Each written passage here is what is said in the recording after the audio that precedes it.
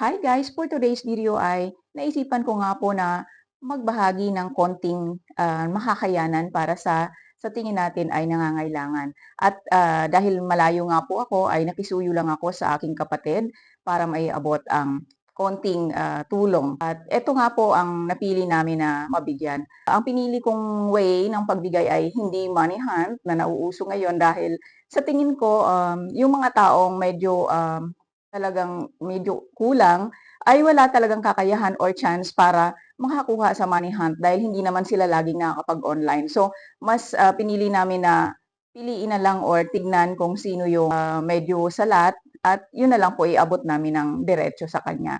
Ito po sila.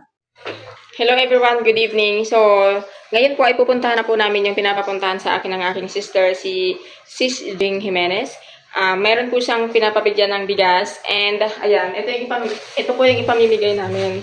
Pinapabigyan niya ng bigas and syempre meron pong paampaw, pambili ng ulam. And then, Jing Jimenez Vlog, ayan, pupuntahan po muna namin ngayon yung isa doon. And then, next other day, pupuntahan naman po namin yung iba. So, ngayon po ang kasama ko ay si Noe.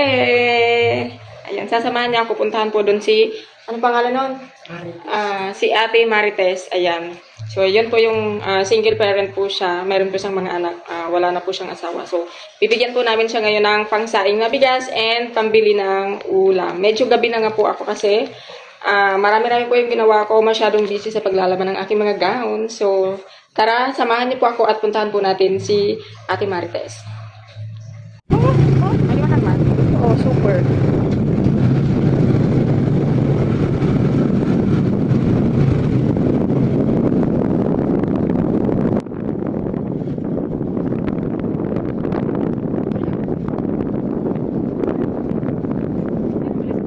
Here.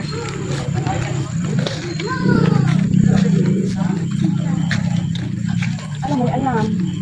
Hello po, Manay. May pigpadon po ako dito ni Manay si Jing Jimenez na vlog. Nag-vlog po siya. Hindi ko siya din nagpadon ka nasa Qatar na siya. Nagbalik na siya. Pigpadon niya ni ng bigas. Ang sakit niya daw po. Tapos niya, may pangbakal niya ni ulam. O, kalabot po. Pero po ba yung atis mo? Kapag po, Manila po. Yan din na po kami titingan na tinatawan po ni Ate Jinky ng bugas and pang bakal ng ulam si Ate Marites. May mga apis po siya and wala na din po siya ni Agum. So wala na po siya katabang magsuporta sa mga apis niya.